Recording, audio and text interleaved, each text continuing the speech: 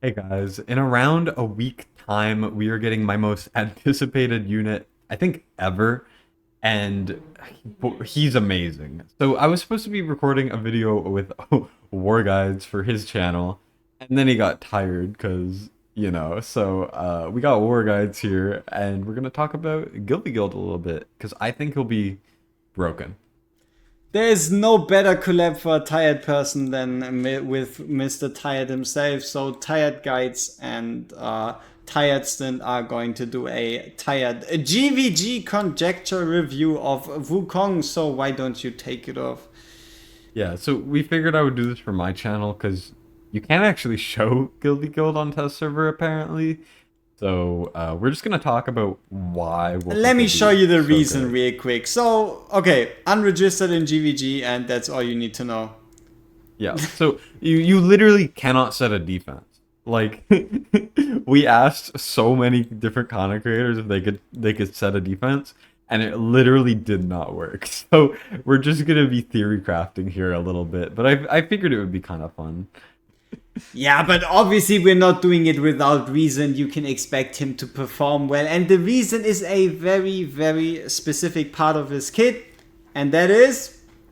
His A1. His A1 is probably the strongest Guilty Guild Awakening in the game. If no, it's close though. It's very close. This functionally he gives his allies something called monkey business, which functionally gives everyone around him a toward or revive. So it's just an extra life for everyone. And if you've played Guilty Guild at all, you kind of know how strong that is. And the fact that he puts it on everyone is ridiculous, just for free.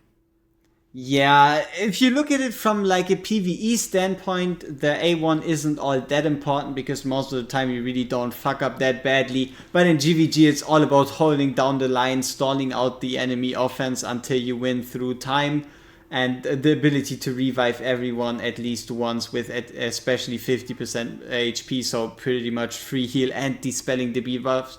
It is pretty much made for GvG, and the Yeah. only thing holding him back is a single target weakness, and that is he can't. And that is that he cannot hit air, which really sucks, but I think they had to do it, otherwise he would be the strongest hero in the game. To Or be at fair, least he one of might them. still be the strongest hero in the entire game. He just would be a bit too much. Like he would probably get the Boreas treatment and lose like one of his arms. they'll, they'll cut it off. He'll find a way to still be broken, but I doubt they'll nerf him, considering he's kind of an important figure in mythology. So but yeah, so we were kind of testing him out a little bit, which there should be a video out tomorrow on that sort of thing. And his damage output's kind of ridiculous. Like I'm actually kind of shocked by how much damage he was doing. He was like literally soloing Soleil. It was it was ridiculous. So yeah, for those that haven't seen it yet, let's just give you a quick speed rundown on what that guy actually can do, and then Destined will take it off and go into like the in-depth a bit of theory crafting of potential teams and maybe even potential demon soldier counters to work And then War against them. Guides will go to sleep. Exactly. So, overall, really quickly speaking, he has the ability to summon clones of himself. He counts as a summoner. He also gains rage if he summons those clones through his exclusive artifact, and he becomes stronger over time with something called Undaunted Might. He Which just has... wasn't in any of the leaks, by the way. That is new. He's just stronger, by the way. Yeah, and also he's not like Higiri, he doesn't have one tie range. Nope, nope, he got that sweet, sweet two tie range, and then a whole lot of damage, and also the important part, which might have a lot of viable synergies, is going to be the fact that he can stun. Like, he has a 25% chance to stun on a basic attack, and that stun lasts for 1 second, which is quite a long time, especially if Hmm. it hits like a very vital demon soldier.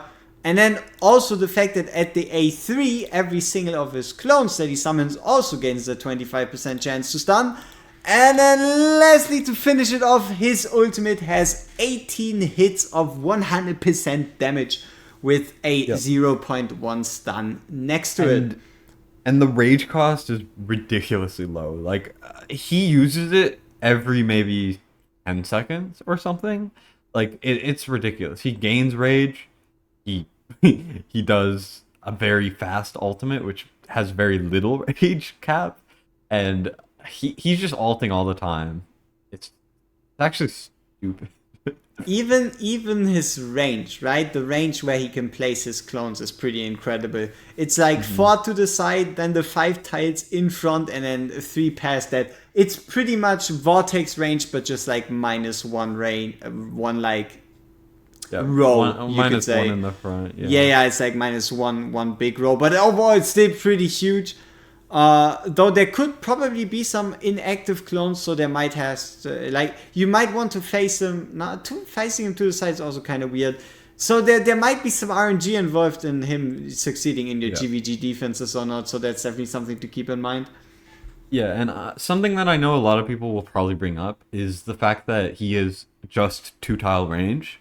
But what I want to bring up is his stats. His stats are kind of ridiculous. Yep, Where let's go over he these has a stats top real 5 quick. HP in the game.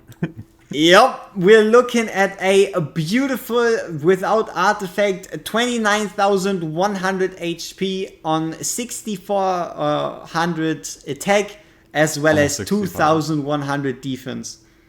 And it's dumb. His attack interval's great. You know, he's spawning clones every 3 hits. You can get that to like 1.3 interval pretty easily if you have good gear. And he's just chucking those things out. And because the clones have HP, they're dying a lot, but that means that there's more slots open for him to summon more, which then gets his ult back, which also stuns.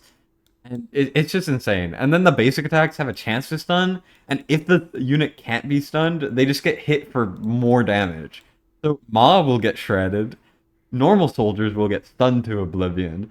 It's just like it's a perfect storm, honestly. And then he also has Carnelian, type thing where he puts Torador passive on everyone, and his exclusive artifact's really good. And we haven't even talked about his A3 or his A5. Like, well, we haven't talked about the A5. We talked about the A3. So A5, why don't we end it on the A5 and then you can go into the madness that is potential team building and demon soldier counters. So A5, what does it do?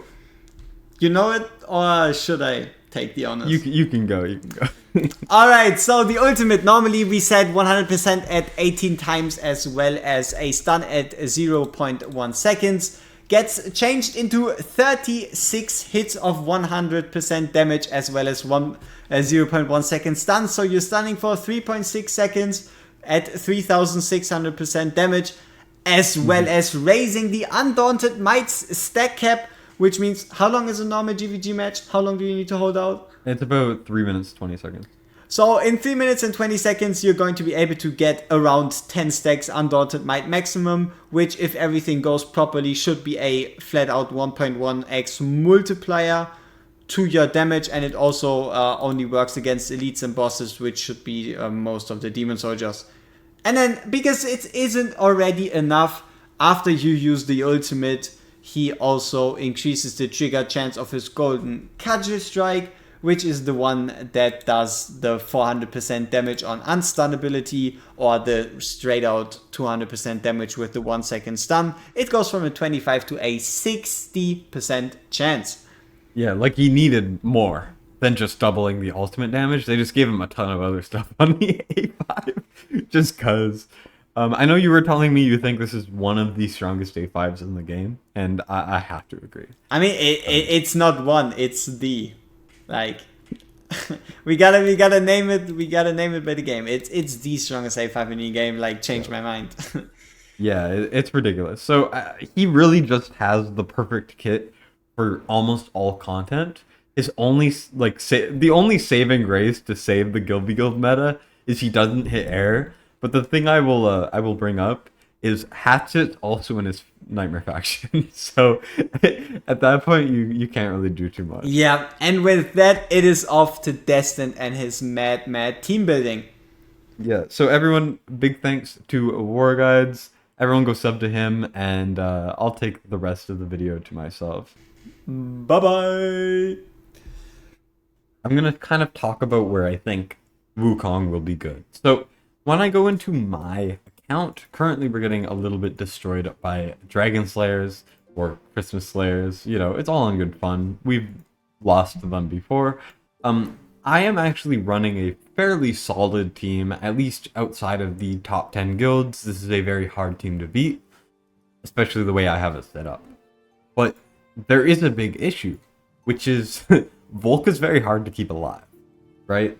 And there's also not a lot of damage to kind of help against the axes. If you have very high BP, you can really, really ruin this team very easily.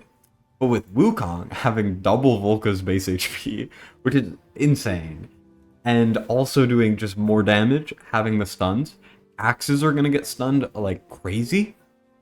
And also, you're going to be able to just, you know, do a lot better, right? So Wukong is going to absolutely dominate this team. Torador is going to essentially have his A5 already, just off of that. Arrogance can't die to flyers in case they were able to get flyers through. And Arrogance and Hatsit help negate Wukong's biggest weakness, and really only weakness, which is the fact that he cannot hit air. So these guys can hit air, and honestly will make things super easy. Though, placement-wise, there is going to be a dead zone up here for Wukong, unfortunately, where he's going to summon some clones. So that's a little bit rough, but he'll put his clones out there. It'll kind of distract the opponents. It's functionally like Cyrus skeletons, which alone is crazy. And when they die, he can just put more out very fast, right? So that is the first team that I think you could really, really get some use out of. There are also quite a few other teams, like you could take out Arrogance, and you could put Ajax at the top, and then imagine Volka is Wukong, obviously, because they have the same range. I'm just using them as an example. You could do something like an Ajax up top, an Ardea in the back, though with Ardea, obviously you're going to be very vulnerable to air attacks. So you do want to have at least 2 air damage dealers, ideally.